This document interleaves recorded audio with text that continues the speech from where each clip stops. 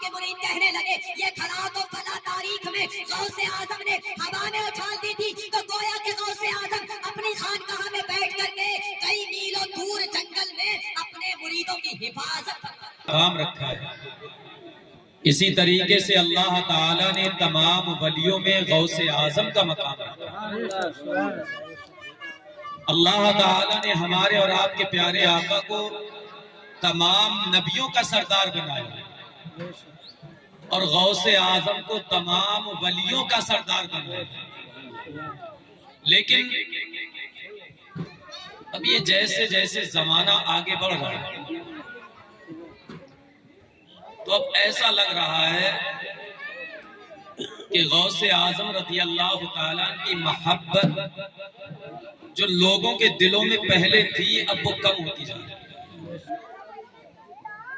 پہلے جب میلاد مصطفیٰ مناتے تھے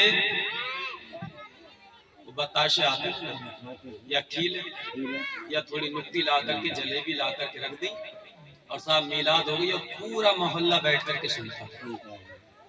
اب ہم نے ان میلادوں میں سسٹم شروع کر دیا دعوتوں کا، اور جب سے یہ دعوتوں کا سسٹم شروع ہوا ہے میری دعوت ہے نہیں تو میں کیوں جاؤں گا،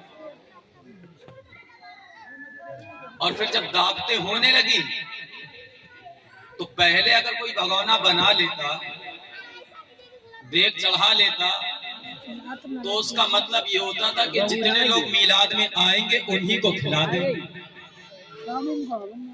تو لوگ اسی حساب سے آ کر کے بیٹھ جاتے تھے۔ اب تو بھیا دعوت ہے، کبھی ٹائم پہ آئے گا ملنا تب بھی ہے، اس وہ کیوں ٹائم سے آ کر کے بیٹھے؟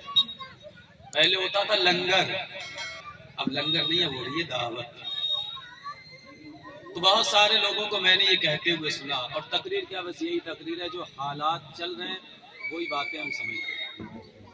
میں نے بہت سارے لوگوں کو کہتے ہوئے سنا کیونکہ میرا بھی بہت زیادہ گھومنا رہتا ہے ادھر سے ادھر آنا جانا، آج یہاں ہے کل پتہ نہیں کہاں پرسوں کہاں، تو لوگ کہتے ہیں حضرت کیا میلاد کروائیں، ایک بھگونے میں کچھ ہو ہی نہیں رہا، محلے کے گھر کے ہی کھا لیں گے، اب جو اپنے رشتہ دار رہ گئے اور جو بستی کے اور لوگ ملنے جلنے والے ہیں تو کم سے کم 4 بھگونے ہونا چاہیے، تو حضرت چھوڑو نہیں کریں۔ لیکن میں ایک طریقہ آپ کو بتا کر کے جا رہا ہوں کہ ضروری نہیں ہے غوث اعظم کی نیاز کرنے کے لیے 4 بھگونے بنائے جائیں۔ اگر اللہ تعالیٰ نے مال نہیں دیا ہے، دولت نہیں دی ہے تو پریشان ہونے کی ضرورت نہیں ہے، بلکہ اپنے مسجد کے امام صاحب کو بلاؤ اور بلا کر کے ان سے کہو امام صاحب تم جو ہے غوث اعظم کی منقبت سنا دو، نبی کی نعت پاک سنا دو، اور وہ ادھر پڑھنا شروع کر دے اور تم بیٹھ کر کے سن لو، اگر کوئی آئے تو نہ آئے گھر کے سن لے یہی کافی ہے۔ تم اگر سچے دل سے سنو گے تو میدان محشر میں اگر غوث اعظم کی نگاہ ہو گئی تو پھر جنت میں جانے سے کوئی روکنے والا نہیں۔ اور اس سے بھی بہتر طریقہ میں ایک اور بتا دوں، کچھ تو بالکل سوکھے سوکھے میں نکل جا رہے ہیں۔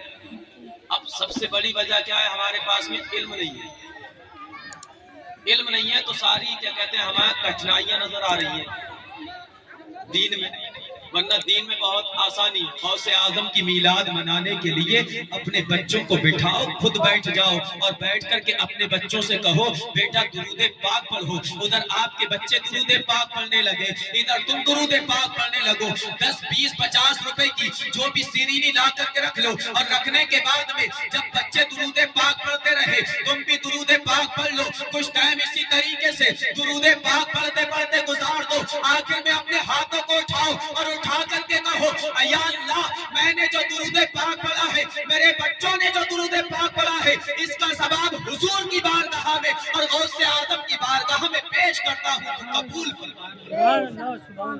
ایسے بھی میلاد ہو جائے۔ میلاد کیا ہے؟ اللہ والوں کا ذکر ہونا، اللہ اور اس کے رسول کا ذکر ہونا۔ اب درود پاک پڑھا جائے گا تو درود پاک ایک ایسی عبادت ہے جس میں اللہ کا اور اللہ کے محبوب کا دونوں کا نام ساتھ ہے، تو اس طریقے سے بھی میلاد ہو جائے گی۔ آؤ بس غوث اعظم رضی اللہ تعالیٰ کے تعلق سے بڑا پیارا واقعہ میں آپ کو سناؤں گا۔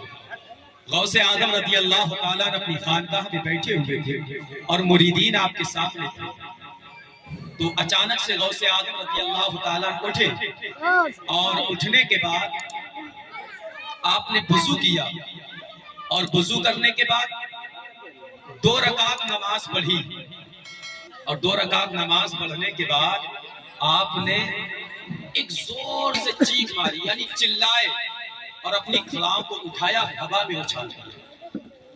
اب مریدین بیان کرتے ہیں کہ وہ کھڑاؤں نظروں سے غائب ہو گئے۔ پھر غوث اعظم رضی اللہ تعالیٰ نے پھر ایک زور سے چیخ ماری، چلایا دوسری مرتبہ، اور دوسری کھڑاؤں اٹھائی، ہوا میں پھینک دی۔ بات آئی گئی ہو گئی۔ اب مریدوں میں اتنی ہمت کا کہ پوچھے، کبھی کبھی خوف ایسا طاری ہو جاتا ہے۔ ایک مرتبہ میں نے یہی 5 رکعت پڑھا دی اور کوئی بولنے کو تیار نہیں، کسی نے بتایا ہی نہیں۔ بعد میں بچے آپس میں باتیں کر رہے، میں نے ایک کو بلایا، میں نے کہا بیٹا کیا بات ہے؟ بولے حضرت 5 رکعت لمبی کر دیو آگے۔ ارے 45 تو بول دو، تم پیسے تم چاہے کتنے ہی دو یا مت دو، پیسوں کے پیچھے کبھی سنائی ہے اتنے سال پیسہ جائے گا تو کوئی بولنے کو تیار نہیں۔ تو کبھی کبھی ہیبت طاری ہو جاتی ہے، خوف طاری ہو جاتا ہے۔ اسی طریقے سے جو ہے خوف طاری کسی نے نہیں معلوم کیا۔ اب بات آئی گئی ہو گئی، کچھ دن گزرنے کے بعد غوث اعظم کی بارگاہ میں کچھ لوگ آئے، اور آ کر کے انہوں نے غوث اعظم کی بارگاہ میں کچھ کپڑے پیش کیے تحفے میں، کچھ سونا پیش کیا تحفے میں، اور اسی میں 2 کھڑاؤ بھی پیش کی۔ اب مریدین جو اس وقت موجود تھے انہوں نے تاریخ کو لکھ لیا تھا کہ 3 سفر کا مہینہ تھا، 3 تاریخ تھی، 555 ہجری تھی، انہوں نے اس تاریخ کو لکھ لیا تھا۔ عزیزان گرامی وقار، اب وہ تمام مریدین نے جب دیکھا کہ یہ تو وہی کھڑاؤ ہے جو غوث اعظم نے فلاں تاریخ میں اتوار کے دن ہوا میں اچھال دیا تھا، اب انہوں نے نذرانہ پیش کیا، اور پیش کرنے کے بعد میں جب وہ جانے لگے، اب غوث اعظم کے جو مرید تھے انہوں نے آ کر کے ان کو پکڑا، کہا بھائی ذرا یہ تو بتاؤ یہ کھڑاؤ تمہیں کہاں سے ملی؟ یہ کھڑاؤ تمہیں کہاں سے ملی؟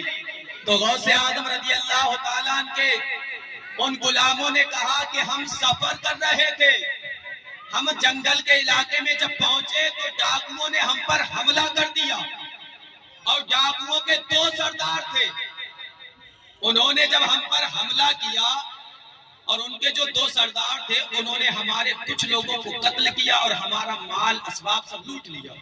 وہ فرماتے میرے دل میں خیال آیا، میں نے لوگوں سے کہا کہ کاش ہم اپنے آقا حضور غوث اعظم کو یاد کرتے، اور پھر ہم نے اس کے بعد میں اپنے آقا غوث اعظم کو مدد کے لیے پکارا۔ پھر ہم نے کیا دیکھا، اچانک سے 2 چیخوں کی آواز آئی، 2 چلانے کی آواز آئی، ہم نے اس آواز کو سنا، پھر ہم آئے، دیکھا کہ ڈاکو جو ہے وہ گھبرائے ہوئے ہیں، پریشان ہیں، ان کے چہرے پر خوف ہے۔ ہم نے سمجھا شاید ان پر کوئی اور بڑے گروہ نے آ کر کے حملہ کر دیا ہے، لیکن ہم کیا دیکھتے ہیں، وہ ڈاکو ہمارے قریب میں آتے ہیں، آ کر کے کہتے ہیں ارے بھائی آ کر کے تم اپنا ساز و سامان لے لو، دیکھو نا ہم پہ کیا مصیبت ٹوٹ پڑی ہے۔ وہ فرماتے ہیں کہ جب ہم قریب میں پہنچے تو دیکھا کہ ان کے جو 2 سردار تھے وہ دونوں مرے ہوئے زمین پر پڑے تھے، اور انہوں نے ڈاکو جو باقی رہ گئے ہمارا مال واپس کیا، اور وہ کھڑاؤ ان دونوں ڈاکوؤں کے سرداروں کے پاس ایک ایک پڑی تھی۔